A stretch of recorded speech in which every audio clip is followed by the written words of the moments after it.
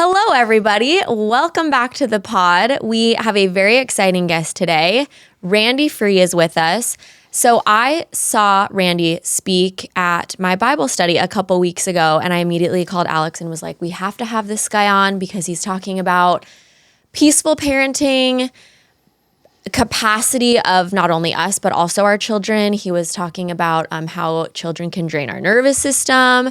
And so I thought this would just be such a great tie-in. So Randy, thank you so much for being here today. We really appreciate it. Thank you for having me. I'm excited to be on with you guys. Thank you. So why don't we start with having you talk a little bit about what you do and kind of just giving us an overview. I think one of the other reasons why I'm excited to have you here is because I've never heard about parenting or discipline be spoken about this way, in such a methodical way. So before we get into that, talk about you and your background, and then we can kind of dive into the approach. Yeah, thank you. So I haven't always been a counselor. As I was explaining earlier, I'm a retired international tax partner. So I kind of grew up in high-powered, pressured environments with a lot of deadlines and stress. Did that for 30 years with working with global teams, and have always had an interest in counseling and mentoring and coaching individuals, especially kids. I've worked with kids throughout my entire life, starting when I was 20 years old teaching Sunday school. And so as I got toward retirement age, I decided that I wanted to go back to school and get a master's and become more skilled so that I could really have an impact with families.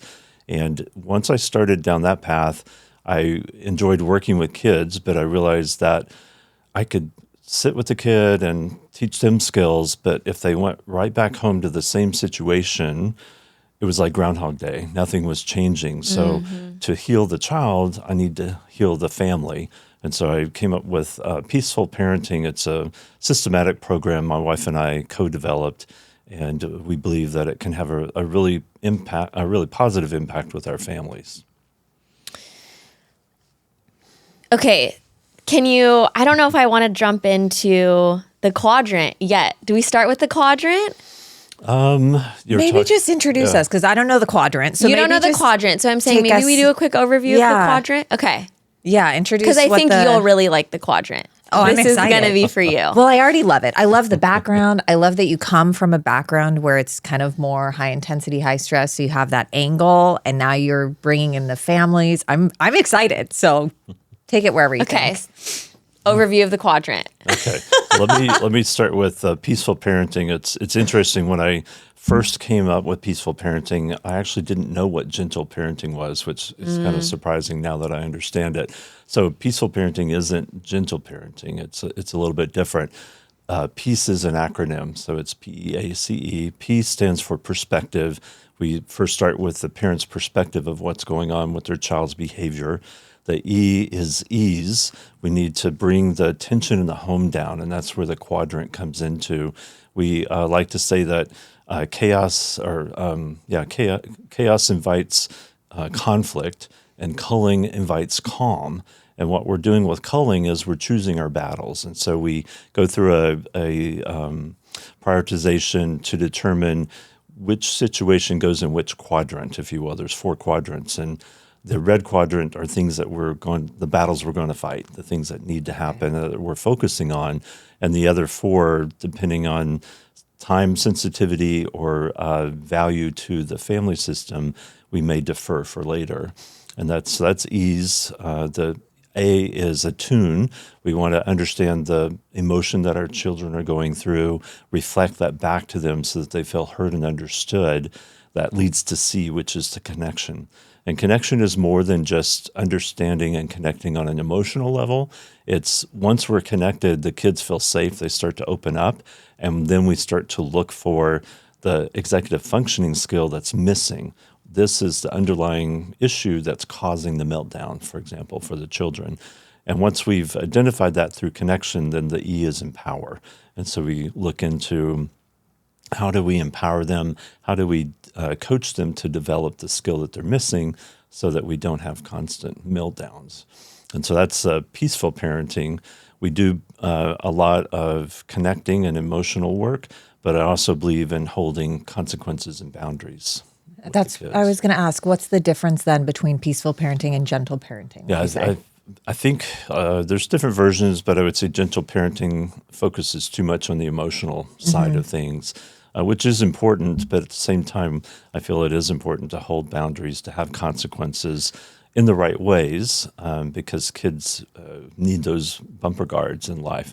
So it's a balance between emotional connection and holding expectations. Okay, you're right. I already love it. I knew you would. Oh my gosh. I feel like this is the middle ground that's missing when we talk about parenting. I see so much, mainly I see gentle parenting, and I feel like the consequence is missing. You It's need the either emotional gentle piece. or it's FAFO. Yes. Or it's what? F around and find out. Yeah. Yeah. Is that your default? I feel like you've said that before. You're kind of a blend. I'm a blend. I think my issue is consistency. And you talk about consistency. Because I struggle with all of them being really close and needing different parenting styles and having a lot of different, like their emotional capacity is so different, and how they like to be, or not like to be parented, but how they need to be parented is so different. So it's really hard for me to do one thing with you and another thing with you, and they have opposite personalities.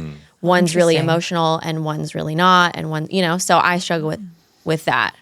So in that case, would I do a quadrant exercise for each kid individually, or do you do it as a family? Wait, what? Hold on. What's the quadrant? Did we cover the?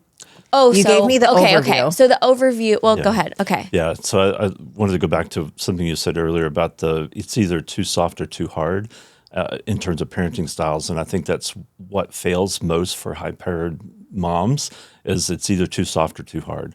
Yeah. And when you're trying to work through, get a kid out the door at 7:45 in the morning and you've got a 9 a.m. meeting, too soft, too hard doesn't work. It doesn't land well with the kids. So this is a systematic approach that allows you to make good decisions on how to parent in the moment. And so the quadrant, we're looking at 4 quadrants. The red quadrant's upper right, if you want to visualize that, those are the battles that we're going to choose to focus on. If you fight and another fallacy, a lot of high-powered parents, they want to fight every battle. Like, we're going to fix everything all at once as we go through, and that just invites chaos. It's just total chaos if you're fighting every battle. So we want to reduce the tension in the home by choosing our battles. The red quadrant, we're always going to fight. We're going to fight for safety, maybe respect, and then whatever else is high impact in the moment, we're going to leave in the red quadrant, and we're going to fight that battle. Other things like, do they have matching socks on? Did they brush their teeth? Did they brush their hair? Those things probably going to go into the blue quadrant, and we're going to defer those. Doesn't mean we're giving up or giving in. A lot of high-powered parents struggle with that. Oh, we're giving up or we're giving in if we're not fighting the battle. It's like, no, you're just being smarter on what you're fighting.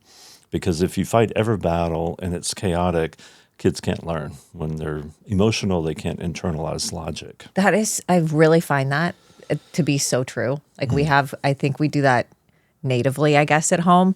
We have the ones that we always fight. And then my daughter, like my mother-in-law, come over and pick her up and be like, her hair is a rat's nest. And I'm like, yeah, it's cool. That's how it is. Like, my mother will do this. The same. What's going on here? I'm like, it's cool. Everyone's wearing bluey pants because that's just what's happening today. And I don't have the capacity to fight that one. I got to pick and choose. You got to pick and choose. Like, it doesn't matter. They dress themselves in crazy ways, but we go with it. You have to let go of perfection, too. And that is hard for some people, especially in Orange County.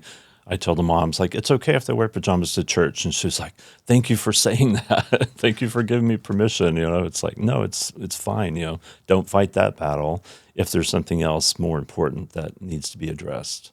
So it's a way to prioritize what you're addressing so that you're not fighting every battle. The home is more calm and cohesive, and children can learn in that environment. Oh, yeah. So then what's the green quadrant? So we've done red and blue. Upper left. Upper right. Right is red. Lower we left need a whiteboard. is blue. I know. Okay. The green quadrant is upper left, and that is things that are more time sensitive, but not necessarily as valuable. So you might move into the green quadrant occasionally if it's something that's time sensitive, and then the yellow quadrant, lower right, is not time sensitive, but of a higher value. So again, they're kind of approaching the red, but they're not quite a blue that you're going to defer. And you're Okay, just so not gonna give us some choose. green examples. Some green examples could be, so they're more timely, but not as high value. Maybe it's homework that needs to be done. It's kind of high value, but it's more timely. We need to get this done by a certain time. That's where a lot of conflict comes in the families when we're all under pressure, right? Trying to get out the door in the morning. There can be a lot of conflict when things are time sensitive. So some of those we'll fight in the moment, but if we can, we will defer them.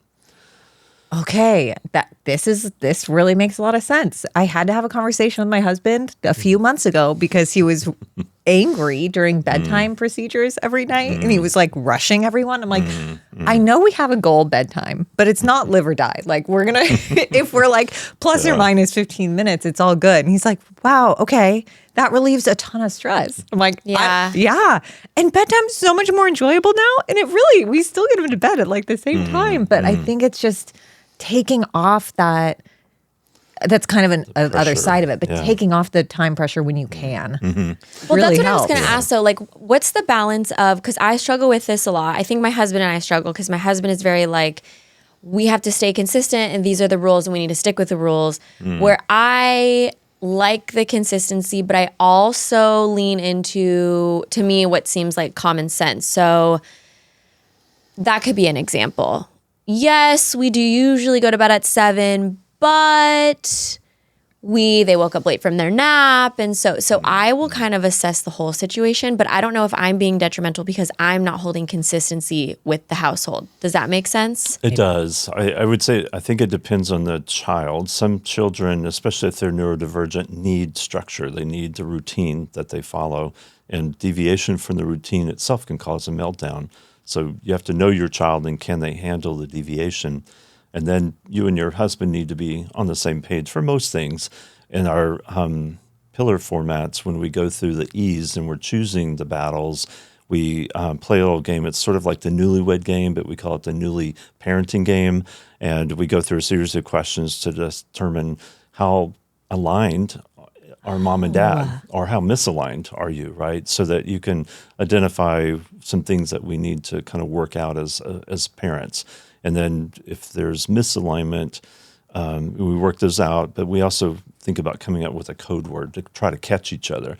Like if you see your husband pressing on time and you feel like, given everything that's happened, we could ease off, then the code word comes up and it's something humorous that doesn't hook our ego, but allows the other parent to realize, okay, maybe I need to pull back and assess this situation and I can give them a little more time. So it's trying to be aligned, but that's calling each really other out. smart too, because what we also struggle with is I obviously don't want to undermine my husband in front of my kids. But I'm fully admitting sometimes I'm like, just let it go. Just let it go. Yeah. It's fine. And then they hear me say that. I'm well aware, like I'm totally putting it all on the table. And he is saying, well, you can't argue with me, so then we get into this cycle. And my husband's saying to me, yesterday you told me bedtime is this, and now you're saying, so I like the code word too, to say we can pull off the brake a little bit. But the kids don't know. But the kids don't know that we're having a thing. Because I do that too. And then my kids will gang up on Jeff. And so then all of a sudden Mommy they're says like, we can do it. Yeah. I'm like, you're not like, no. Yeah. Mommy said. I'm like, no. This is such a root cause analysis though. Like you going back to how we are thinking about what's important essentially as parents. Like what rules we need to uphold and what needs to be consistent. That is like true root cause analysis. I love it. Yeah, and as a kid masters this goal, then we move something else up. We can move something up from the red, green, or yellow, or not the red, but the yellow, blue, or green into the red quadrant. So again, we're not giving up or giving in. We're just focusing and being smart about looking at what would have the most impact on our family if we fixed this thing. And when I say fix this thing, as I mentioned in connection, you're looking for what is the executive functioning skill that our child needs in order to be able to handle X, Y, or Z situation without a meltdown. And then you're coaching that skill development because their brain is growing and developing, and you can have an impact on how that happens. Extremely intentional. Yeah, I like it that way. I'm other than being a CPA, before that I was electrical engineering assistant, and so I'm very analytical. I like the formulaic approach, and I think a lot of people gravitate to this. This isn't just a set of tools or tips that are going to leave you frustrated when they don't work. It's set up based on research. It's developmentally informed, so you can adjust it to the age level of your child, and it's aligned with the way the brain learns. You have to calm the brain first and then connect with it to make the individual feel safe, and then start to coach. A lot of us high-powered, I do it too. I come in hot. I want to coach right away. It's like, do this, and if they're dysregulated, the logic isn't going to land with them. So goes right over. Yeah, and it's a system. To your point, it's not like a collection of tips. I thought I could have used you 2 years ago. I was going to say, that's why you're here. Oh, wow. Because I heard this and I thought, this is really cool. I have talked to Alex. Lorissa kind of a lot about my challenges. My eldest son, who's almost 5, which is crazy, but he has a lot of the ADHD type tendencies and very, what's the word that when kind of like he would really act out very aggressively, like throw things at me, or he'd be mad at me and he'd like pee on the rug and things that really like escalate. And oh my gosh, it's been a journey. We're in a good place now. Oh my God, I'd say no to something and he'd be like, fine, and pee on the rug. Okay, so in that moment, what would you have coached me to do? Because this is a red. This is a high, hot red. Yeah, it starts, again, I think it starts with perspective. As parents, we a lot of times see behavior that we don't like, and we feel it's either a personal attack, it's intentional, they're trying to manipulate me. But in reality, with a child who has ADHD or is neurodivergent, the meltdown is the only thing they know how to do in the moment when they're told to stop one thing, to do another, or they're deprived of something. They feel any small change can be perceived as an attack. And so, if as a parent I realize that the meltdown isn't a personal attack, the peeing on the rug isn't a personal attack, this is just the way their brain functions in the moment, then I can have more empathy and realize, okay, he needs some skills. We need to help him get to a point where he can make better choices and know his own warning signs that he's about to go into a meltdown. So the perspective is the place to start. And when kids are dysregulated, the only thing that I would recommend is connection, because in that moment, they're not coherent. If you try to reason with them, it's just going to escalate the situation. If you give a consequence while they're dysregulated, it escalates the situation. There may need to be a consequence, but it's after you help them soothe themselves and calm back down. Interesting. Yeah, because I feel like we tried so much at that point. Like we went down to timeouts, and that was a joke because he's just like running out, and then my husband's trying to keep him in one place for the timeout. I'm like, this is clearly not working. Yeah. And then the gentle parenting, like there's only so much like discussion you can have about the peeing on the rug. Sure. Yeah. I have a kind of a maybe spicy question. I'm just curious your opinion. How much do you think is nature and how much do you think is nurture? Because we talk about this often because my 3 children are very calm. They'll cry, they definitely get upset, and they have very different personalities. One's really organized and one's kind of like wild and messy, and one's quiet and one's loud. I mean, I have the baby, and the baby is still really calm and happy. And like literally everyone's like, I don't know, like you literally have the 3 calmest, happiest children ever. Is it so? And she has the opposite experience. Like her kids are always wild and like peeing on the rug. I can't even like fathom that happening in my house. They throw tantrums and they're happy, but they're wild. And I don't think I can't once calculate a tantrum that's ever happened. It just, I couldn't even, last week I was like, what would even cause a tantrum? Like I can't even. It's so unrelatable. So how much of it do you think is nature or nurture? Because sometimes I do think like, am I too strict? And now I'm like, dulling the flame or something. I mean, they they're can't like express their emotions much. Or that might just be in my own head. I don't know. I'm just curious what do you think is nature versus nurture? Yeah, I don't think we can put a number on it, but definitely there's both happening at the same time. We're all born predisposed to certain characteristics or personality traits. And then the family system, as I was mentioning before, definitely plays a role in how those manifest and develop into our character and the way we do life together. So it's definitely both, but neurodivergency is hereditary, but it doesn't mean that it's a character flaw. It just means their brain works differently, and they're going to need a different approach to parenting. Peaceful parenting can work for all kids, but it's specifically designed for neurodivergent kids. And their brain, their emotional and logical portions of the brain are further apart. So we all have a gap, down the middle of our brain where there's gray matter.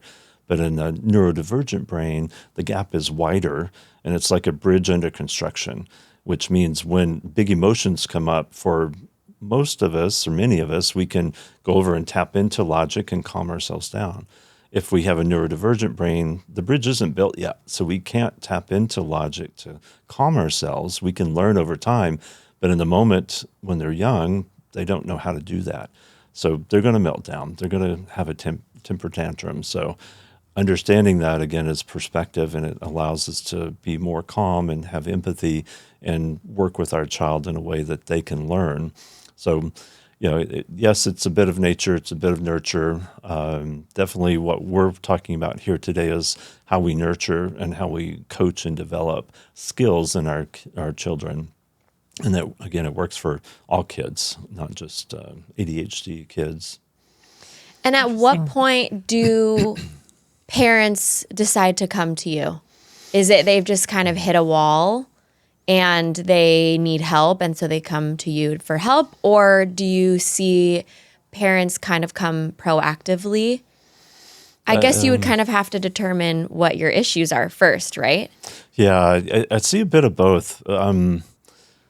Some parents come in when their children are really young, like 3, 4, 5, right? And they're starting to see behavioral patterns and they just don't know what to do. And they come in early to try to get diagnosed or get some help. But a lot of the parents come in late. And so I'm seeing them when their children are 10, 11, 12.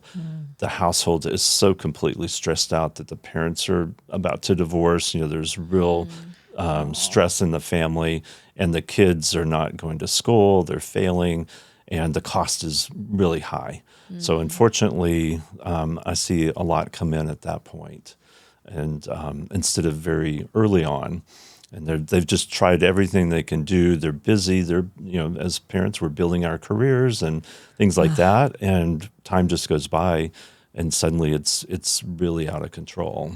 It is so challenging. I can see that happening because it is extremely challenging when you have a child that is acting like out in these types of behaviors, because you'll have totally different perspectives on how to handle it as parents, and finding a way to reconcile that with your husband. Like my husband and I are pretty similar, but how we approach the peeing on the rug, that's going to bring out so many different things. It's going to bring out some of my husband's childhood and my child. It's like so complicated. So I can see how it can get there. Yeah, and then we need couples counseling, we need family counseling, we need individual counseling. So we need a whole team of people to help, kind of break the pattern. It's not that any one parent is a bad parent usually. It's just they've gotten caught up in an unhealthy cycle of how the behavior kicks off emotions and then reaction in the parent, and it just escalates. And it's the same every day, and nothing ever changes. So we can help them by focusing on identifying the cycle and then help them break that cycle. Would you say though that coming in earlier is better? Like trying to come definitely. in as soon as you start right. You want to, if you can, come in early and go through this kind of program to take a different perspective. And what we're really talking about is finding out what works for your child and how your child learns best. As you were saying earlier, each child is different, and each child is going to have different developmental needs and skill gaps that we want to focus on. There are going to be some common denominators, mostly driven probably by the family environment or system, but the specialty comes when you're dealing with each child and the way their brain is developing. And this program can help with that. So you would do, so to my earlier question, you would do the quadrant per kid, not per family, not per household. Yes, that's interesting. true. Yeah, I would do it per kid, which Okay. it's work, right? It takes intention, but each kid's priority may be different. One's peeing on the rug, the other one is just unfocused on homework. So there's differences there. We need to work on each of them. It's not a one size fits all usually. And for moms who are listening to this, are there warning signs? And they're thinking, oh my gosh, do I need this? Do I need to do this proactively? Are there warning signs, or are there things that are maybe going on within her? She's like, oh my gosh, my nervous system's out of whack, or I'm so stressed out, or I feel like I'm out of control. Like, what would be those early warning signs that you would say, maybe we should get started on this before it, we blink and they're 8 and or 10 and we've spiraled into something? Yeah, usually by the time they're in kindergarten, first grade, teachers may be noticing issues with focus or inattention, staying in their seat, or handling big emotions. And before that, when the kids are pretty young, you as moms will notice that they're struggling with transition times when they're asked to stop one thing and start another. And if there's repeated behavior happening, usually that is not a character issue, it's a skill deficit. So they may be struggling with problem solving or struggling with the perspective of time, realizing I have to stop this now, but I can come back in an hour and do it again. Or they may struggle with perspective taking, understanding how their behavior impacts another child or individual. So when you see this repeated behavior, it's usually a skill gap. And that can be a flag that, hey, we need to figure out what the skill gap is and how do we start to develop that with our children.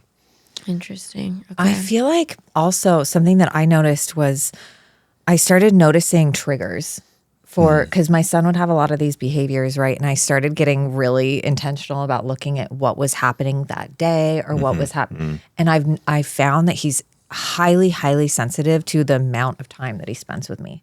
So even if I started work, for example, 30 minutes earlier one day, his behavioral problems would absolutely escalate by the end of the day. So I don't know I was thinking about connection, because I know you mentioned a big piece of this is connection. And I think there's the skill gap and making sure that you're intentional about your connection with the child when you're noticing it. And that was a big change for us. I don't know if you see that. So you're saying the least time you spend with him in the day, the worse his behavior is. So for example, like we're shocking, very structured. Like when the nanny comes and then the hours that I work, and then I would take a break and put them down for a nap, whatever. All that would be very consistent. But if there was a day that I had an early meeting, and so my work day would start 30 minutes earlier than it normally did, then Dom's behavior would be. Oh, so he really relies on this is the exact structure. This is the consistency. And if I have less time with mom, or if I see her less through the day, then it's for some reason it seemed like much harder to regulate when he had transition moments. Yeah, I would say. And how old is he? Now he's 5, almost 5, and so much better. But when he was like 3. So he is hijacking your nervous system. He's co-regulating off of you.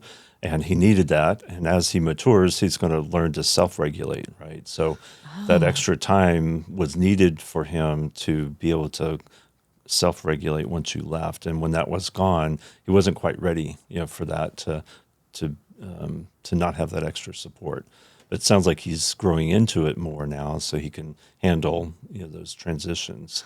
Maybe Scarlett is hijacking your nervous system. Scarlett's hijacking a lot of me, but very interesting, because still now that my son's almost 5, he's starting to put words to it more often. He's getting ready to go to kindergarten, but he'll try going to like his little preschool ends at 11. He'll try going to 11:30, and he'll come back and say, that was a little too long that I was away from you. I think that was too much. And we start to speak about it a lot more. And I think he has more awareness around just making sure. I think you're right. He has to, even if I'm not with him, even if I'm working in my office, there's something about me and him at home together that is very important for him.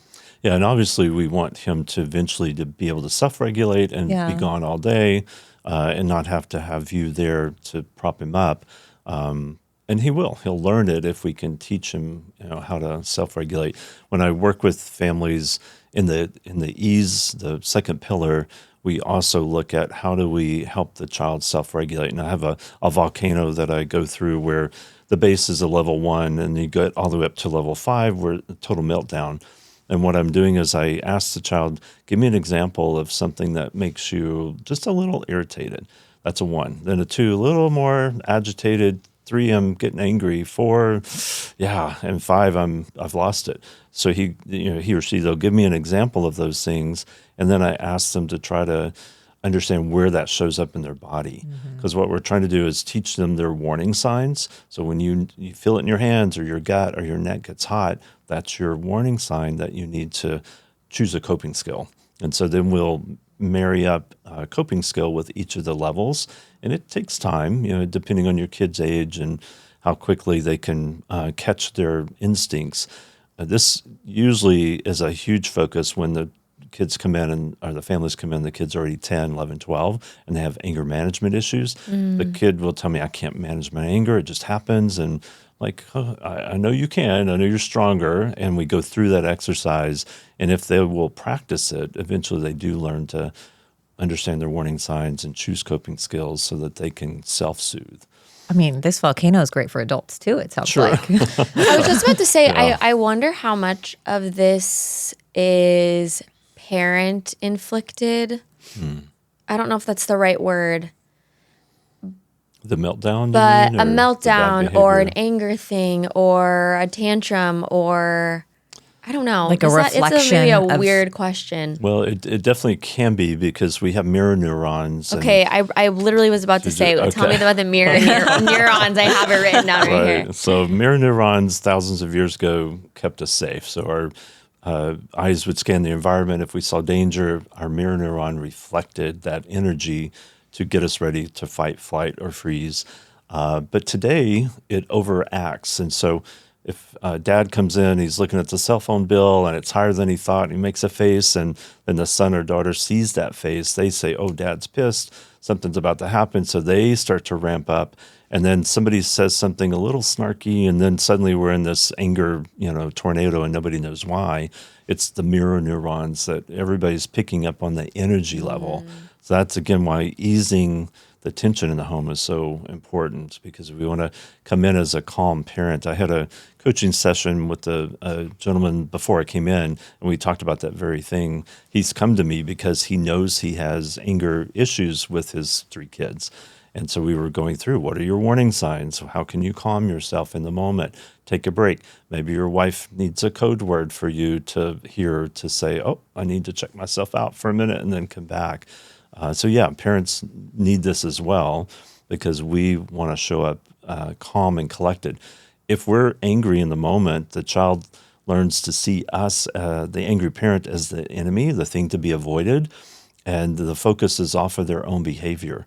So we want to stay calm so that in the moment the child realizes, if I change my behavior, then things get better for us. But if we're angry, then they're going to focus on us. So. I'm super guilty. Cool. Well, I mean, and I noticed it a lot. I mean, it is what it is. But I noticed it a lot right after I had the 3rd baby. And I have no help. So I have a newborn baby. I have a 2-year-old and a 1-year-old.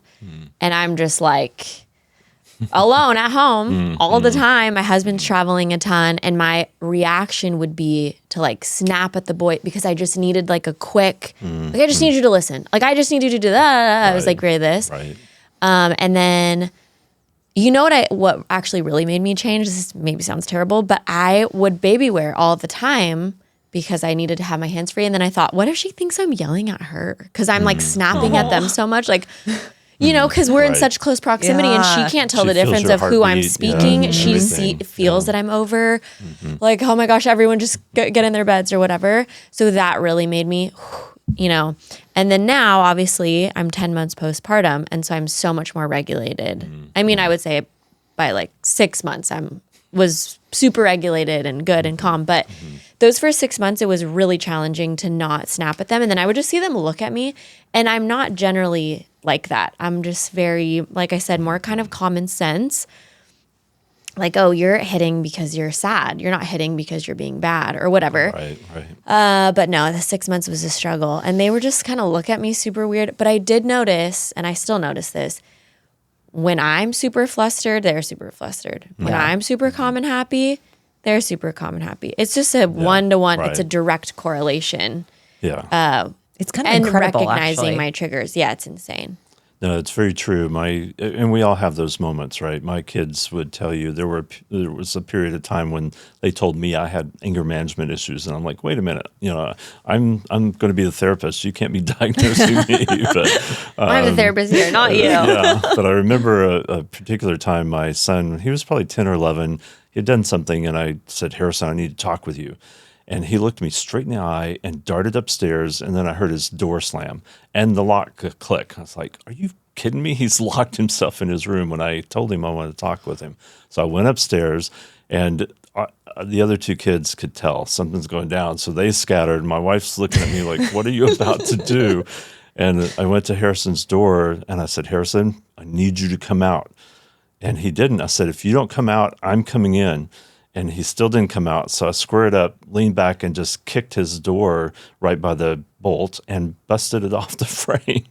And the door swung open, and he's in there wide-eyed, like, what's about to happen, right? Yeah. And he got married this past September, and as we were getting ready, I said, do you remember that time I kicked your door in? And he goes, yeah.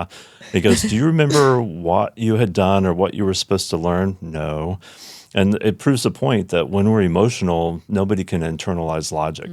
All he remembers is I got angry and kicked his door in. Yeah, he doesn't know remember the lesson. The lesson that was learned. No, it's such a good point. So it happens to all of us, unfortunately. We lose it. We have stressful days.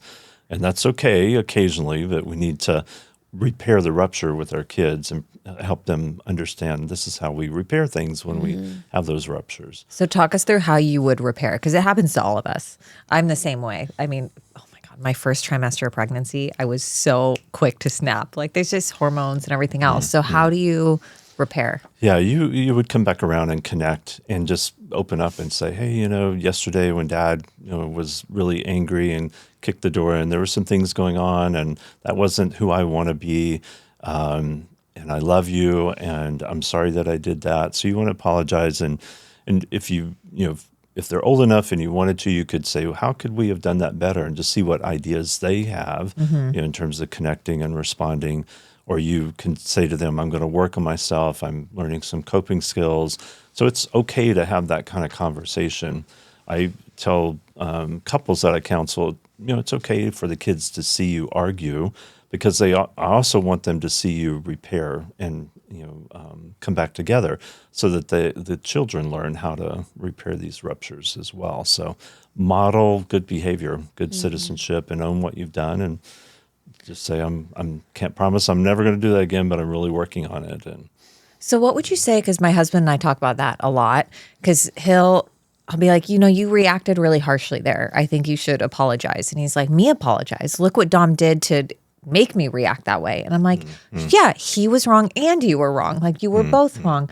So what would your response be to that? Yeah, so think of it from the child's perspective, what they may be internalizing from that interaction. I have one family I'm working with, and the boy tells me that he believes mom kind of casts him as bad from the get-go, from the very beginning, every day. Mom already thinks I'm bad. She knows I'm going to mess up, so she thinks I'm testing her. And so the child has internalized this because mom does get angry and does yell and loses her temper. And so for the scenario you described with your husband, I would say we don't want our children to internalize that they're broken or that Dad thinks I'm a bad kid. So we want to apologize and kind of repair that relationship rupture. Nevertheless, there is a consequence or a boundary that we need to work on. And you can bring the child into that, again, depending on their age. What do you think the consequence for this should be? And so you invite them into that, and you have to guide them through, because they may choose something that's not appropriate, it's too light, right? But you can bring them into that process and teach them the responsibility. So I think it is important to apologize for certain things, depending on the severity. I agree. So it's not either or, it's and. It's apologize and set a consequence. Right. They're not getting off scot-free, but we want them to know I still love you. I don't love your behavior, right? And so I got a little out of hand because the behavior triggered me or got me upset. But let's work on helping you with your behavior. I really struggle with maybe the opposite. I think my husband is like that. And I have to say to my husband, he's 2 or he's 3. You are, not. Yeah. So you have to. But I do think I struggle with, I get really upset. I don't like when other people discipline my kids or tell them wrong, you did this wrong or anything, be it a grandma or anybody who's watching them. I really struggle with that. So what are you telling yourself about yourself in a situation when you see somebody disciplining your child? What's going through your mind, if you want to be vulnerable? I think we kind of talked about, you asked me this one time. It ties into other things we've talked about for so sure. I think it does, I had a very tumultuous childhood, which I am well aware, and I turned out spectacular. But I think I just worry about how that's going to sit with them. Oh my gosh, they're going to remember that, or that's not how I would have said it, or now I'm going to have to do damage control if that, things like that, I think run through my head. So and emotionally, there's going to be some damage. Yes, maybe. I think maybe it goes to that. Okay. That they're emotionally, somehow that's going to sit with them. Because I just remember things that people said to me when I was little that I think still impact me now, so many years later. Yeah, and it is very good to be careful about words because words have power, and we internalize those things that people say over us. So I don't know the situation, but yes, if there were certain things being said that you feel are things that could be internalized, just like I was saying with your son, we don't want him to feel like he's a bad kid. I would talk with my spouse about that. It's like, hey, when you said that, I'm just concerned that they're going to internalize this about themselves. With the person I was coaching earlier this morning, we were talking about the ABC formula, where A stands for adverse event and C is a consequence. So when something happens, we believe that the event causes the consequence in us. For example, if I fail the math test, I'm feeling like I'm a failure. I can't do math. It's too hard. That's what I'm telling myself, or the kind of the consequence. I don't want to do math. What is really happening is the B in the middle. So the A is a consequence, or the A is the adverse event. C is the consequence. B is what am I telling myself about myself? We internalize those things in our subconscious that are spoken over us. So if I've been told I'm not good at math, then every event that involves math, that narrative is playing and it's going to shut me down. Say, oh, that's math. I can't do math. Yeah. So we want to be aware of those things that we may be internalizing that may be irrational. Like, no, you're not bad at math. You just, had a soccer game that night. You didn't get to study. So therefore you weren't prepared. If you were prepared, you could do math, right? So it's understanding that these words and things that we speak over our children can get lodged in their subconscious and then filter every event and give it value and meaning. We work a lot with that in mental health, trying to overcome those things. So I think that something that's helped us kind of in that similar vein, my son, who I've talked about, he'll do things that are unkind, right? And we'll talk to him about not being unkind to your sister. But I make a huge effort to always talk about how he has the biggest, kindest heart. And we repeat it so often. And so when he does something that is maybe unkind or hurtful to his sister, I'll say, that was not like that was an unkind thing for you to do, which is surprising because you have the biggest heart of anyone I know. And we kind of talk through what might have caused it. And and he really internalizes that because now he'll come back to me and be like, I know I have the kindest heart. And his sister will be like, I love Dommy because he has the biggest heart. I'm like, that's so sweet, right? So I think it allows him, he figured it out from a young age. Like, I think kids are smarter than we give him credit for. Like, he's really able to separate the difference now between who he is and an action that he takes. And I think that's been really helpful for him. Yeah. And My it fear helps would with just other be people. like, how do you control other people? I Because don't. I do that. I'm like, you're spectacular. You're a great runner. You're a star every day to all 3 of them. But to other people, You know, So it's that's how a do great you- example. Like, I think that then you're giving them the tools that they can feel confident, even if somebody says something you don't agree with. So it's like, then if somebody says, I've heard other kids say, "You're mean, dummy." And sometimes I'll talk to him about it and be like, "You know, you're not mean though." He's like, "Yeah, but you probably shouldn't have taken that action. And that's why that happened." So I think helping him, I'm not the expert, but I think giving them the tools to figure out the difference and to be resilient, because at some point they're going to be without you and our cheerleading. That's a beautiful thing. Yeah. I'm more talking about adults, like other adults that have them. And this is why I'm so weird Same with thing. other people watching them. Because all day I'm just fielding. I'm just sitting there listening. I'm like, we don't say that. We don't talk like that. We don't. It just gives me so much stress. Which I is think the it's a same me thing thing. applies though. Like if an adult says something that you wouldn't say, you've still given them the tools to handle it and see the difference. Yeah. Yeah, don't know. I do believe in bringing other people into our circle. So it's not only you and your husbands, but it's grandparents, aunts, uncles, other caregivers, right? If we're working on something that's in the red quadrant, we want to tell everybody in the circle about this and what we're trying to do, so that there's not conflicting messages. So bring them into your loop. And this is what we're trying to teach them. This is our approach, and we appreciate your support. So you're trying to align others that are in that circle of influence with the kids. That makes sense. Yeah. I'll tell you, in Japan, I had 3 instances where people would come and physically touch my daughter when she was doing something they didn't like.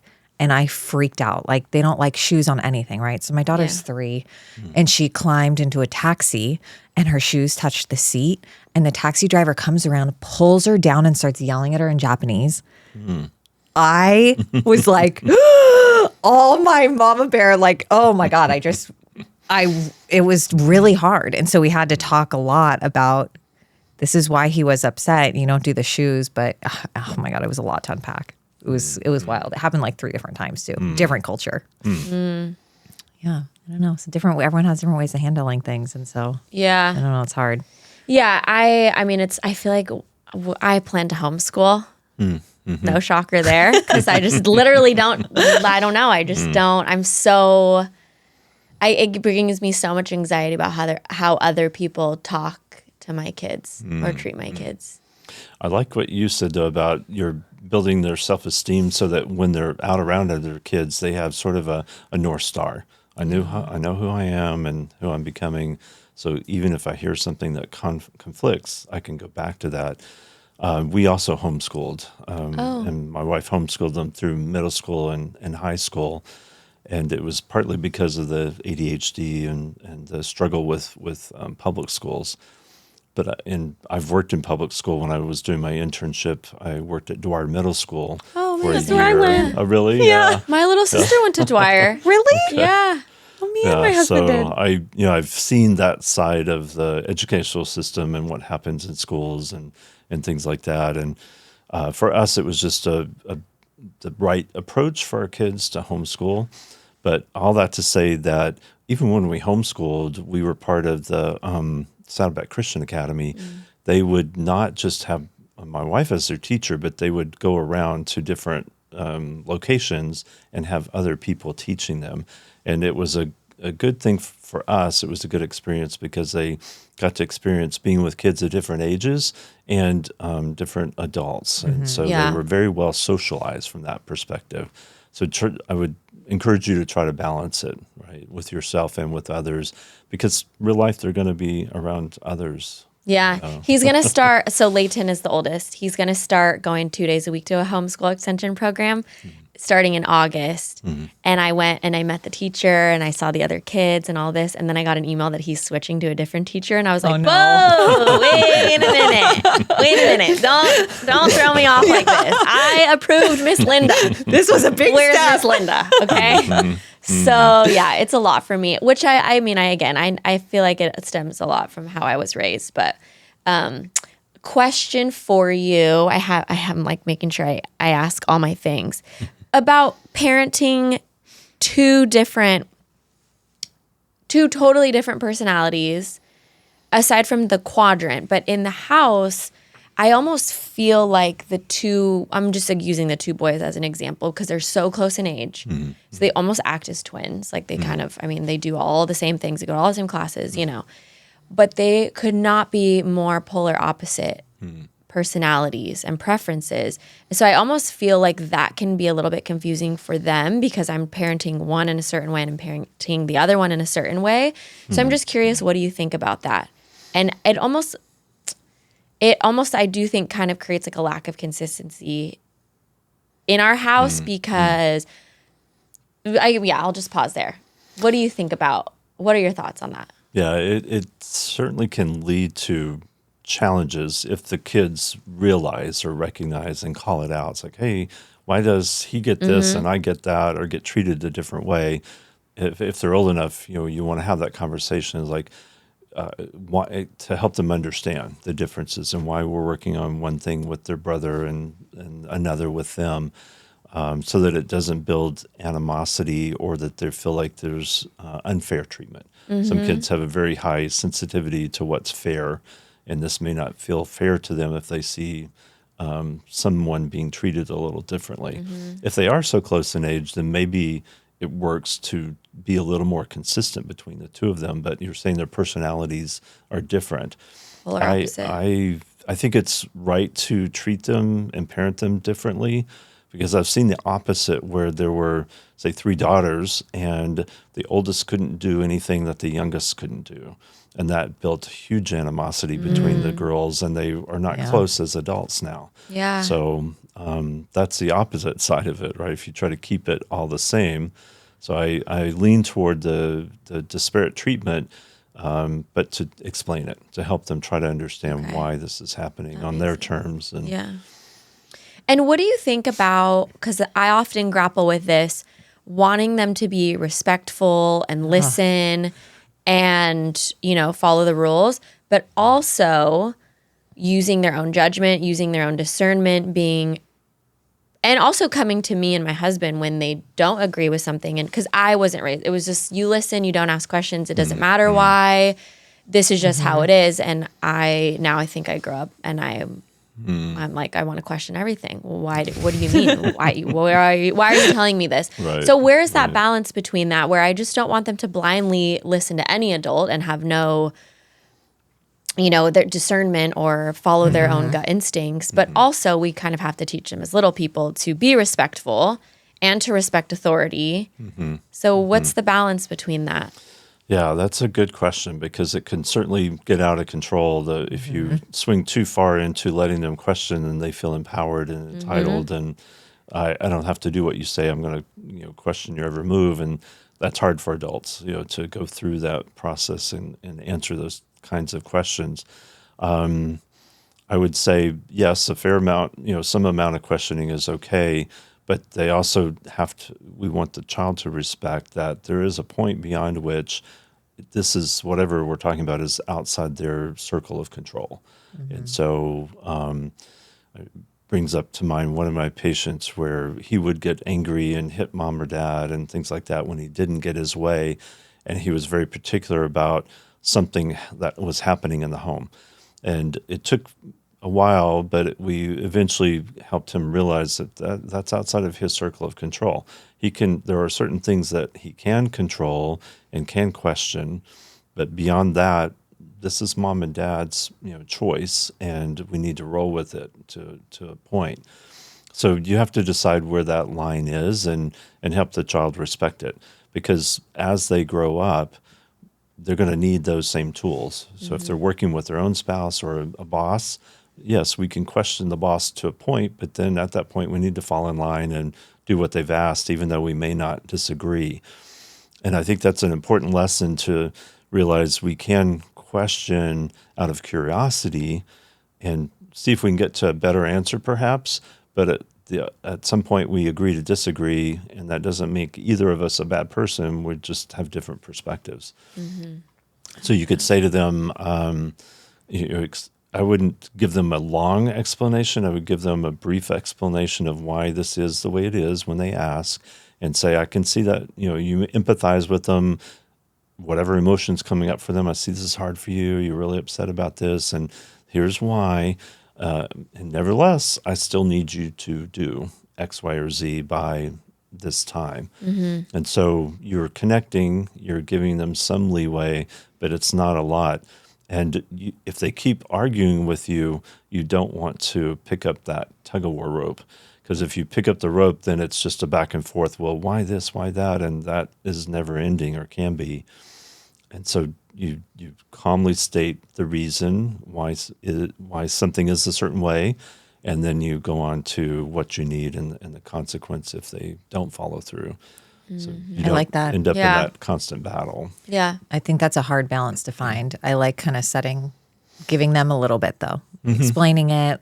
It's okay that you asked, and now here's the boundary. And this is what happens if you cross it. Yeah, because they'll throw things out as a red herring to try not to have to do whatever it is they're being asked to do.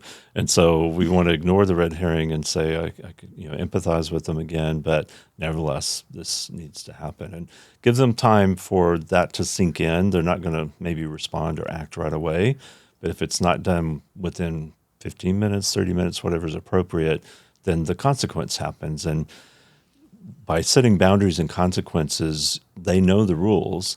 So if they choose to disobey the boundary, they're choosing the consequence. That's what I want them to see. They don't see you as the bad parent giving out, the punishment. They chose. They chose to stay on their device over the time period. Therefore, they give up this. It's their choice. And that empowers them to focus on their own behavior. Interesting. I I love like that. that too. I will say parenting, this is like an aspect of parenting I didn't see coming. That's so challenging. There's so much self-development in just figuring out how to make sure you're regulated and calm, and then how you're choosing the different parenting responses. It takes so much intentionality because all of this, and then making sure you're on the same page with your partner and you're communicating things consistently. It's a lot. It is a lot. And I knew. I always knew. I'm like, oh, did? this is all going to hit. Yeah. Just how I grew up. I was like, Yeah. oh, when I have kids, this is like It's my gonna be a thing. redemption to to do it that's kind of, differently. and maybe actually that is my issue, if you will, because I've always thought when I become a mom, this is how I'm going to redeem it all. So I feel like it has to be done so perfectly and so exactly how I want it to be done.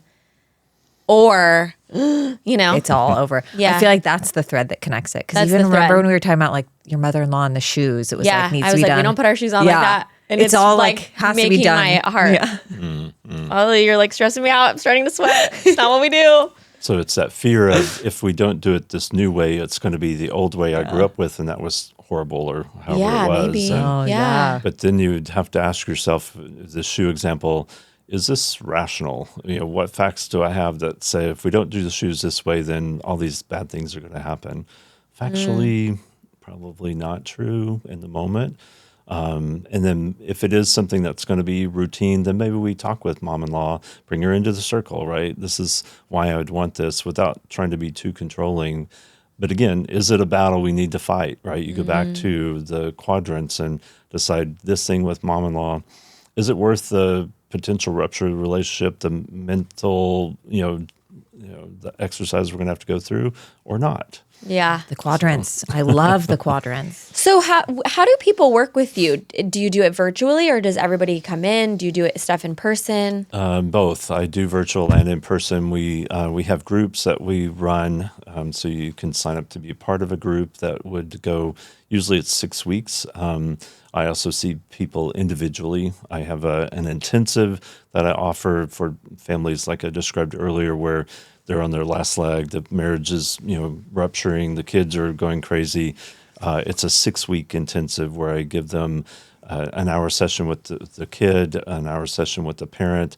They can contact me by text, and it's a 6-week, highly hands-on program for critical situations. Beyond that, it's usually once or twice a month that we meet individually, or the group program that runs for 6 weeks.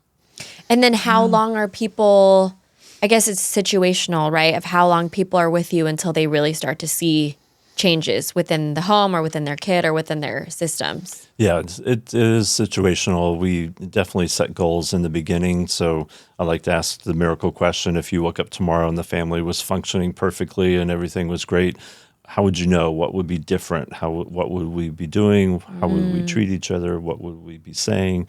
And so that helps us set goals. And usually by 7, 8, 9 sessions, if we're doing individual work, we should be pretty close to those goals. And if not, then we need to change something up on how we're approaching things. So it's not meant to be a forever type of situation. Wow. I really wish I had known you a few years ago. What a wonderful thing that you're doing. Thank you. I have one more question before we wrap. Okay, I have another one. Okay. Yeah. So we are very structured as a family in our routines. And I'm curious, when you have neurodivergent kids or just any children, how important is structure versus how important is it to teach them to be flexible? Like, where is that line?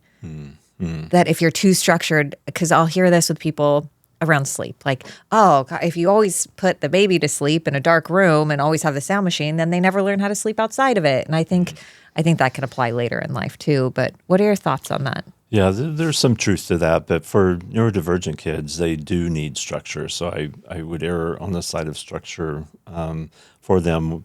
When we were talking about stressors and how to ease the home and choosing battles, stressors are more than just behavioral issues. The triggers can be, how many times are we in and out of a car on the weekend running errands? How many people are they interacting with?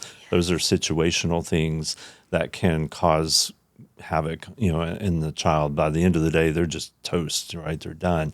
So we want to think about those kind of stressors. The structure that you're talking about reduces that. So in a home where there are neurodivergent kids, it does help to reduce the tension if they know what's coming. Like some families, the kids argue about food. What are we eating for dinner? And so we've sometimes we'll talk about posting for the week. This is what we're having for dinner. And if you don't want this, there's 2 options that age appropriate that the kid can do themselves. You can make a cup of noodles or a peanut butter and jelly sandwich, but mom's not a short order cook, right? But the structure is there so that they can see what's coming and there's no surprise. Again, the surprises sometimes are really hard for kids who are neurodivergent. God, that works miracles in my house. Everyone's so excited today that it's Chicken Nugget Friday. It's just like what we all know. Everyone loves it. Everyone makes the chicken noise. It's a whole thing, but it really helps. And you're right, though. You do want to prepare your child for the times when the structure isn't there. Yes. Like one kid we were working with, he would get dysregulated if the parents didn't park in a certain spot when they went to basketball. And mom and dad's like, we'll do our best, but it's not always going to happen. And when it doesn't always happen, we'll be here for you. We'll help you regulate and try to calm down. Sounds, pretty simple, right? A parking spot. But to the kid, there was something about it. So we prepare for those moments. We can talk them through it when the structure isn't there. Because your structure is not going to be there all the time. You go on vacation, school's out for a period of time, things change. And that's when we have those times to help them work without a structure. Okay, so I have that kid. It's interesting you say that about the parking spot. My oldest is, and we started seeing this like very, very early, where even by like 8 months old, he would do like everything green together, everything blue together, and was very... and is still now like that. And so I have to say, everybody plays differently or whatever. But it's a lot in that he's just so particular. Everything is organized and everything, like his blanket has to be folded a certain way. He's also very, very smart. I just had him, he's 3, and I don't know if I told you this, but I had him tested at the homeschool program, and he tested into the 6-year-old class, which I kind of had a feeling was going to happen because will literally sit and like read an encyclopedia. He's just has that brain. He likes to play chess and he likes to talk about like foreign currency and stuff. Yeah. He's like collecting coins from around the world, but he's so particular with every little thing has to be that even the pediatrician, when he was around 10 months, was like, you should like knock things over in front of him to show him that it's okay.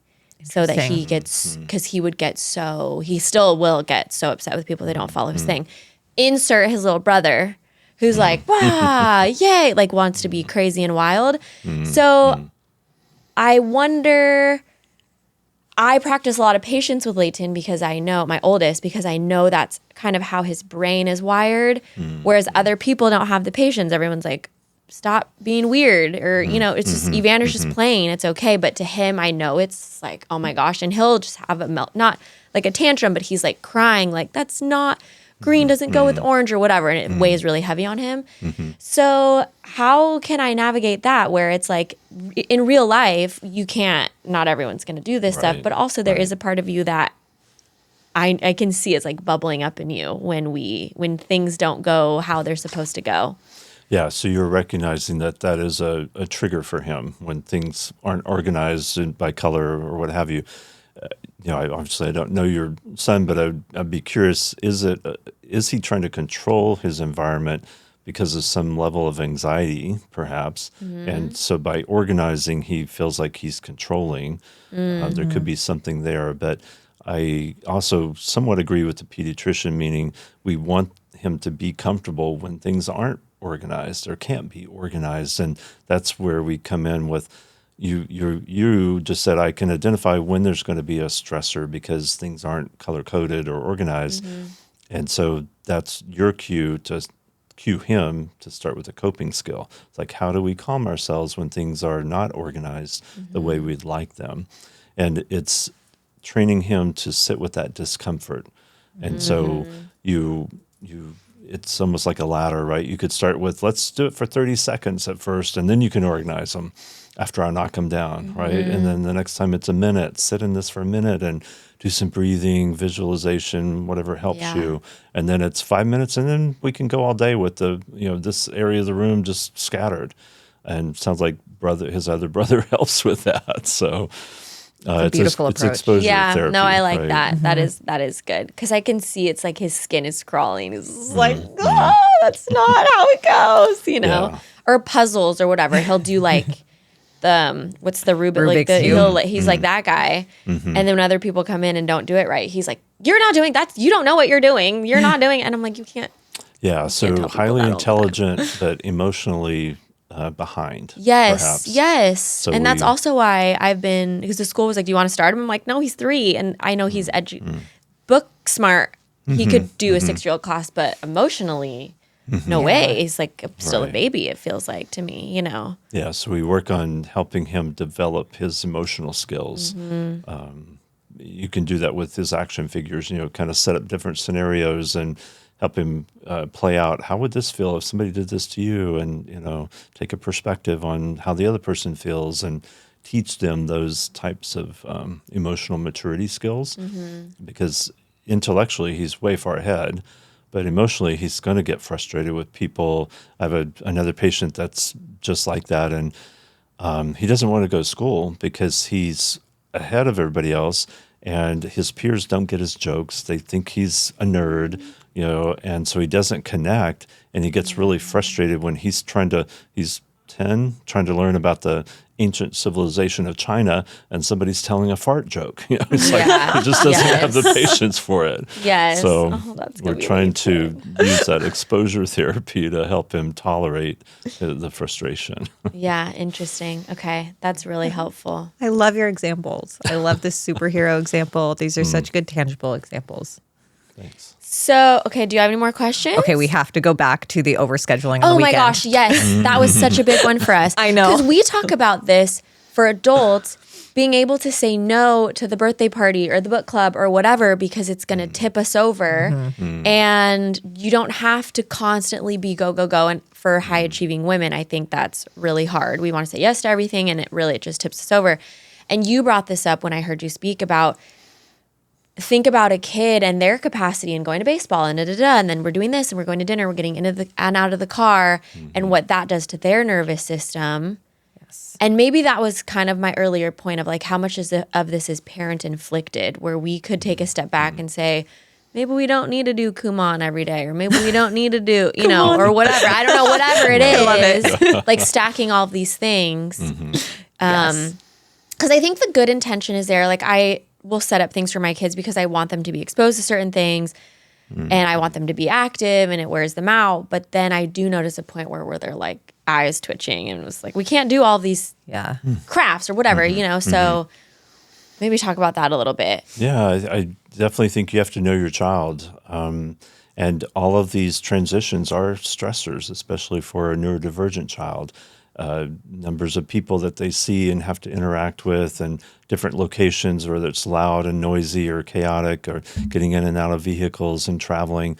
At the end of the day, they're worn out, and they've maybe done all they can to kind of keep themselves together until they get back home and they just have a meltdown. And so I talk with parents about that very aspect. You know, think about what you're putting your child through the weekend.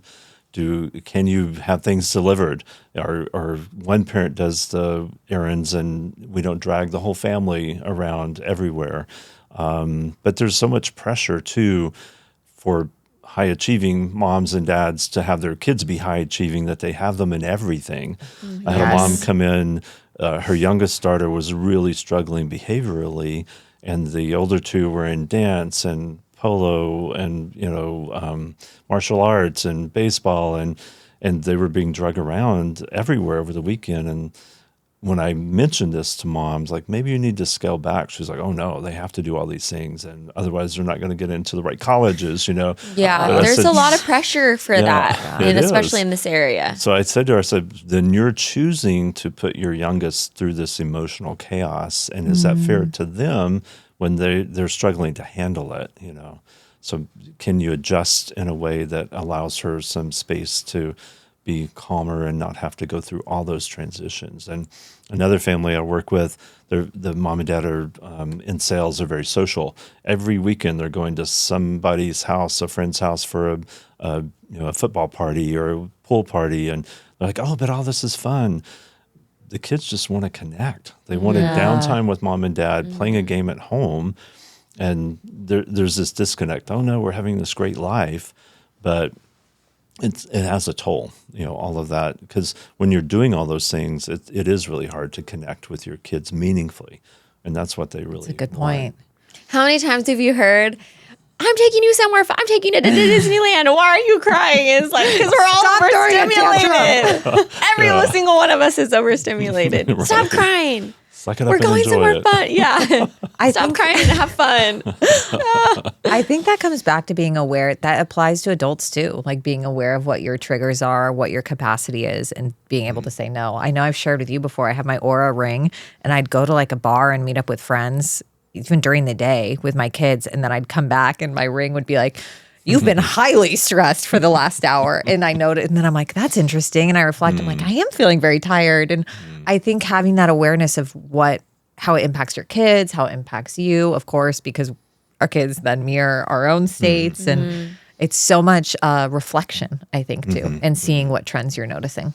Yeah, and some families will say to me, well, they're not this way at school. They only melt down at home. And it's the fact that they are holding it together. The kid is doing everything they can at school because they don't want to be embarrassed. They don't want to cry in front of their friends. They don't want to get in trouble from the teacher. And they use all their energy. So when they get home, they have nothing left. And so it just all comes out. So we want to work with them, give them the transition time to reconnect with you when they get home so that they can ease into recharging, right? But they're just spent. Just from See, I hate that. I was at a mom group one time who were all advocates for preschool, and I just wasn't sold on the idea. And a couple of them were actually preschool teachers trying to convince me that preschool was a good idea. And she goes, they're a different kid at school. And I go, that's not a selling point to me. Because then that tells me that something is either off at school or at home, right? I don't know. There would be a disconnect to me. And that's an interesting thought of like, we're keeping it together. Again, this is just my opinion. We're going to preschool soon enough, but I didn't like that. I don't know why. That struck me the wrong way. She's like, they're totally different kid. They're way better at school. I'm like, well, it makes you maybe feel like you're not a good mom because you're misbehaving at home. Or what are you doing at school that makes them, I don't know. I don't know. I didn't like to be it. themselves, right? Yeah. Yeah, it's a good question. You have to figure out what is happening at school. But some of the assessments we go through for ADHD, we want to see the behavior in multiple locations. Well, sometimes it isn't happening or evident at school because the kid is aware and they are trying to hold it together, but they're sitting there distracted, unable to focus, and they're not misbehaving, so they kind of fall through the crack at school and don't get the attention they need. So it's not a telltale sign that something's wrong at home if that's the only place they misbehave. It just maybe they pull it together at school because they don't want to be embarrassed. I kind of think about it as like when you're on, like even whether it's like in a podcast and I'm on, I'm like thinking, I'm more actively, I don't know, just thinking about how I'm presenting myself, or even in a business meeting or something, you have to be on. Whereas then when I'm home with my husband, I'm not. Like there's not as much energy that's going into how I'm acting. I'm just kind of like, well, whatever. And I think that's how I think about the difference, at least when my kids are in school, is they're a little bit more on. They're being tested in different ways. Like they have to navigate all these different expectations. And then they come home and they're like, I gotta let it all go. I don't know. That's how I think about it, as opposed to being like one is bad. I mean, that still sounds like a no for me, but I get what you're saying. Yeah. Like they know that they have to be on. Yeah. Yeah. It's different. Interesting. Yeah. Well, thank you so much. This was very interesting. And I'm going to go do the quadrant. Oh, me too. All my kids. My husband's in for a treat when the kids go down for bed. You did say something I felt that should be shared too when I heard you speak last time, was that it is time consuming to sit down, but you really don't have, it's going to pay off essentially, right? You kind of mentioned like some people will say, okay, this seems like a big undertaking, which it is, but we're setting them up for lifelong success, really, not just in the short term. That's true. Their brain is changing and developing whether or not you're intentional about it. So yes, this does take time. It takes intentionality, as you said, but it's worth it because you want to support your child so that they can thrive as a young adult and be happy and learn good, people skills. And that takes time. So I had a parent come in the other day and their child is slightly autistic, has difficulty with making friends. And the father said, he looked at me and goes, well, who's going to teach him how to make friends? And I looked at him and said, you are. That's not my job, right? It's your job. Your job. And I can coach you and give you ideas, but you spend the most time with him. And that's why early in my career, I've realized I've got to work with the parents if I really want to help the child out, because otherwise I go right back home to the same situation and they're not going to change. And on the time piece, I feel like everything good in life takes time. And the more intentional you can be and do it up front and invest the time now, the less time it's going to take later. Because if you don't do it now and these behaviors get worse and worse, I mean, it's just going to take more time and be harder to roll it all back in the future. Yeah. It's the same way with time management or anything else. Like install the systems up front, take the time to do it, and then it's going to pay off in the long term. Or and then marriage, you don't have adult kids who is. resent you and are in therapy and talking crap about you I behind know. your back. And then you have to go, to roll it all back. So I think anything in life is better when you're intentional. I think this is incredibly I agree. helpful. I talk about that a lot, especially with teenagers. To do the hard thing first makes your long-term easier. If you do the easy thing first, it can make your long-term harder. So for them, it's like, well, if you sit down and do your homework right after you get home from school, that's hard, right? But then you have the rest of the afternoon to do what you want to do. But if you don't, if you do the easy thing first, which is get on your PlayStation, play some games, go out, play with your friends, then long-term in the night, you've got a crunch to get stuff done. That, doing the hard thing first, making the long-term easy applies in all areas of life. Every facet. I'm obsessed with it. Yeah. Do the hard thing. Always do the hard thing. How can people find you? They can find me. I have a website. It's www.coach2resilience.com. I'm also on LinkedIn, Instagram, and Facebook. Great. We'll have put all your of links. that linked up in the show notes. Perfect. Yeah. Thank you so much for being here today. This Thank was you. extremely helpful. It was wonderful. Awesome. I enjoyed Great, it. You yeah. asked some good questions. Really made me think. So I Oh, appreciate that good. too. That's what The we're goal. here for. Yeah. Thanks for joining, thank you. everybody. Be sure to check out Randy. I'll link up everything in the show notes so you can find him and learn more. See you on the next one.